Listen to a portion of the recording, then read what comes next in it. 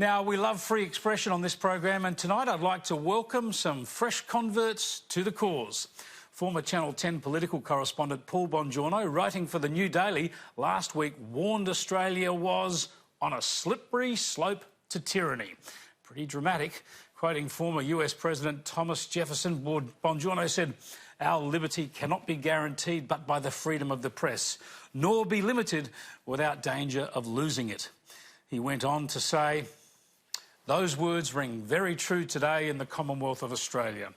And the pity of it is we have arrived at this in no small way by successive coalition governments ruthlessly seeking to establish the political ascendancy over their Labor opponents." So it's coalition governments that usurp the free press to get at their Labor opponents, according to Bongiorno. Let's go back to 2013, when the Gillard Labor government tried to impose de facto regulation of the print media by legislating an Orwellian-sounding public interest media advocate. This followed intense coverage of the chaos and incompetence of the Rudd and Gillard governments.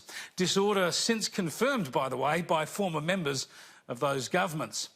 At the time, it was all denied and Labor sought retribution through media laws. So what did Bongiorno have to say then? Well, he cheered the government on. In March 2013, he tweeted, "There's no censorship, just laws to uphold the newspaper-owned Press Council to its own stated aims."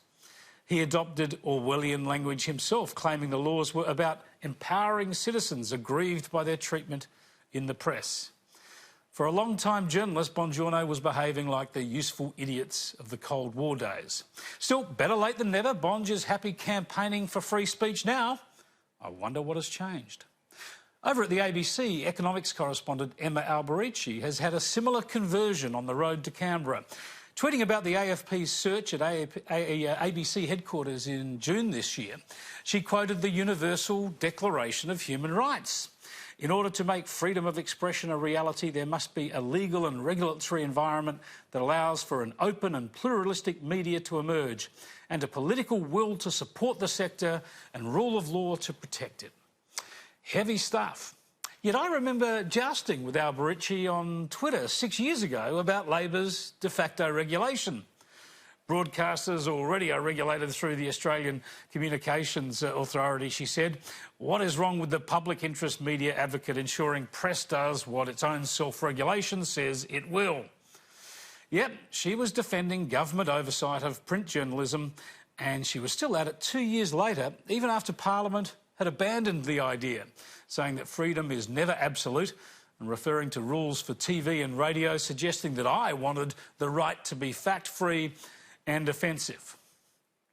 Oh, well, that's rather offensive and fact-free, but it's a free world. And it's great to see that Emma too, just like Bonge, is now full bottle on press freedom and railing against government overreach.